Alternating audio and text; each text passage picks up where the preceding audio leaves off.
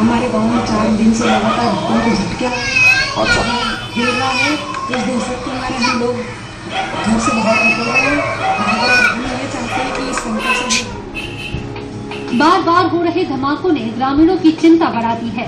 ग्रामीण चाहते हैं कि प्रशासन इस भूगर्भीय घटना को गंभीरता से ले।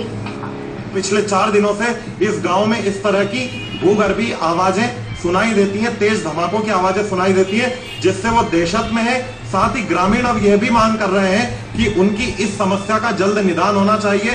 वे आशंकित भी हैं कि कोई भूकंप जैसी घटना उनके गांव में ना हो जाए। इसके पहले वो प्रशासन से गुहार लगा रहे हैं कि यहाँ पर उचित सर्वे किया जाए, वैज्ञानिकों द्वारा जांच करवाई जाए, जिससे कि उनको संतुष्टि हो सके और ये दहशत का माहौल खत्म हो। देवास से अमिताभ शुक्ला, बंसल न्यूज।